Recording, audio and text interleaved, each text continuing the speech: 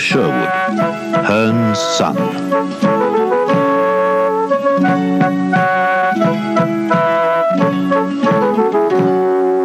It was a year since Robin Hood was hacked to death by the sheriff's men, and a year since the hooded man had released the other outlaws imprisoned by Gisborne. At the time, they had thought it was Robin come to life again, but as weeks went by and they heard no more from him, the band split up and went their separate ways. Marian was pardoned by King John in return for almost all the money her father, Sir Richard of Leeford, possessed.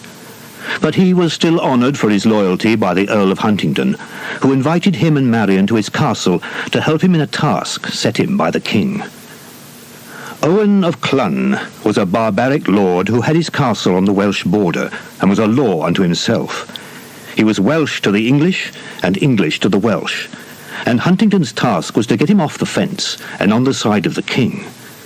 Not easy, for he was a devious and quick-tempered man, and Huntingdon disliked him.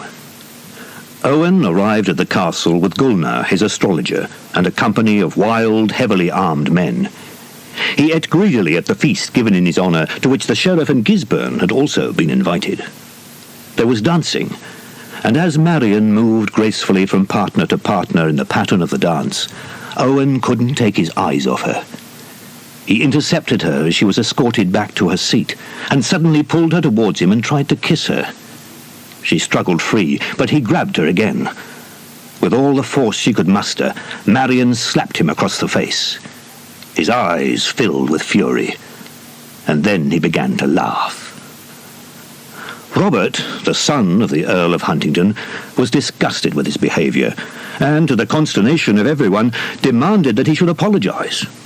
Insulted and furious, Owen drew his sword, and a fight developed, which the Earl stopped, fearing that it would prevent the alliance he was seeking.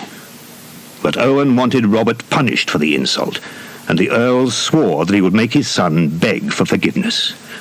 "And see it done, or by Thor's hammer no soldier of the king shall cross my lands." Later, the Earl confronted his son.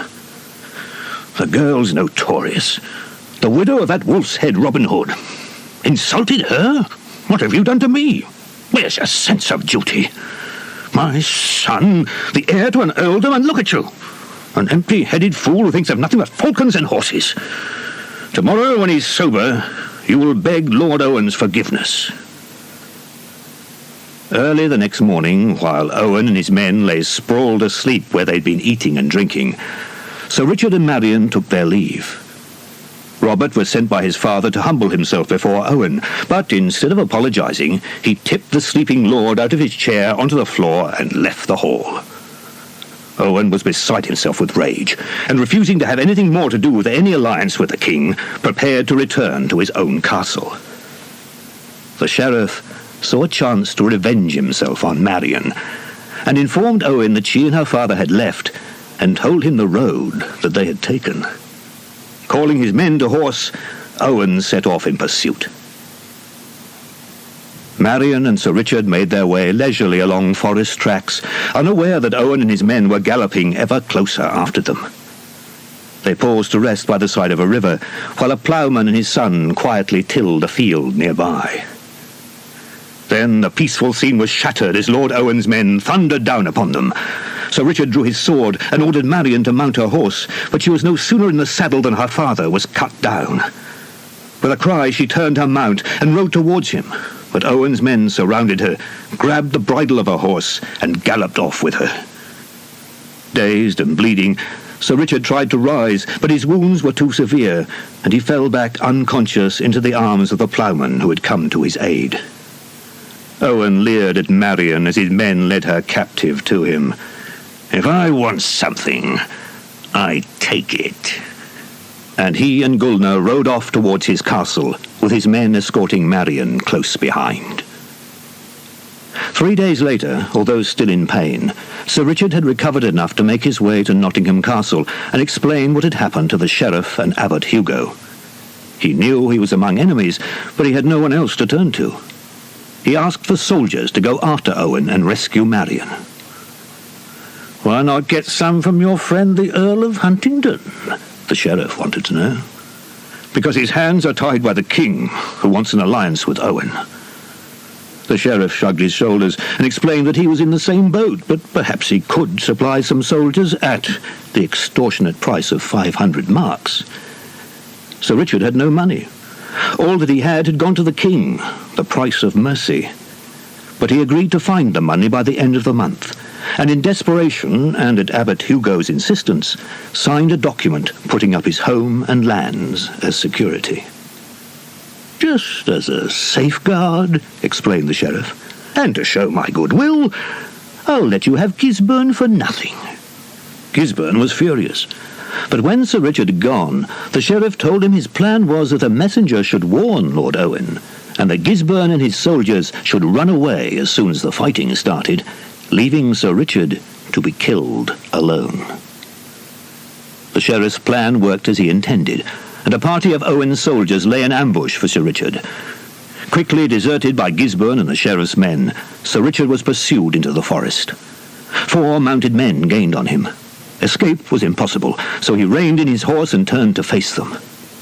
All seemed lost when another rider came out of the forest and joined in the fray beside him. Sir Richard recognized the newcomer.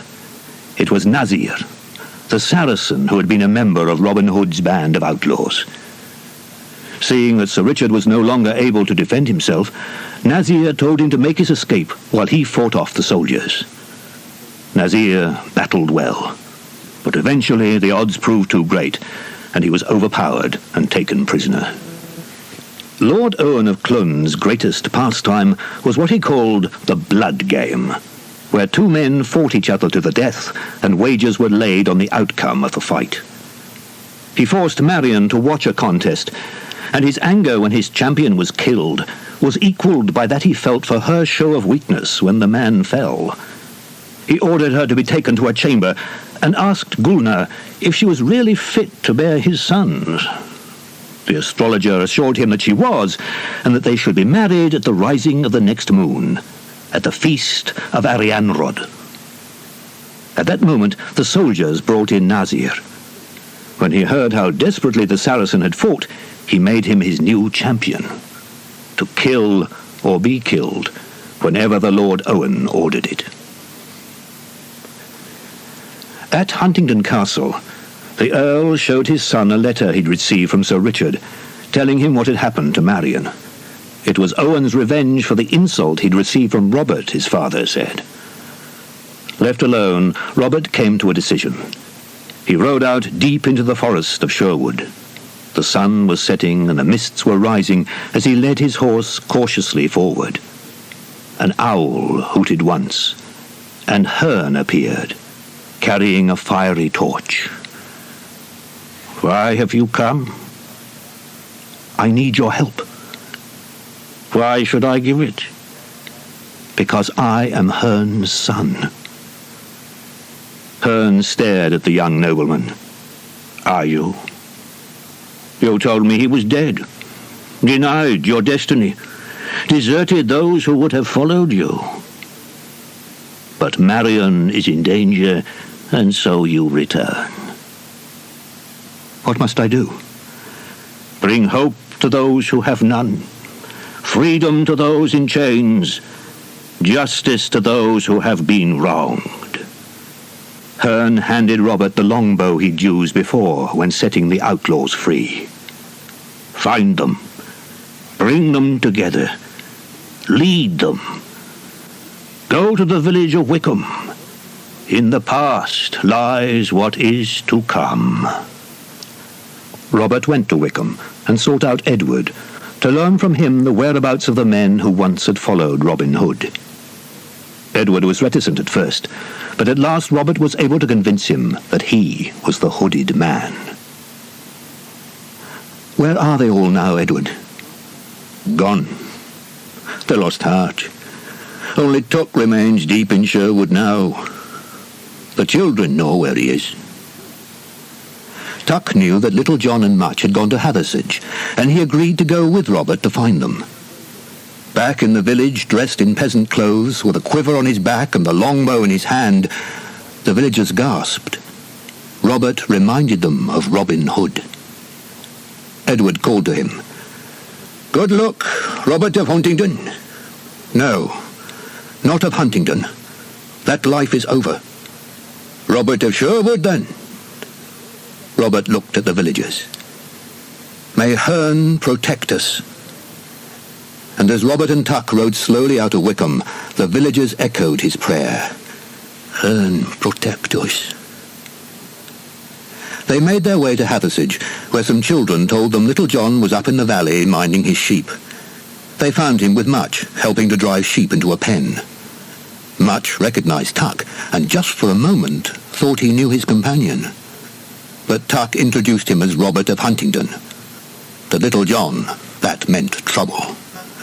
"What's he want with us?" Robert stepped calmly forward. "Your help," he said.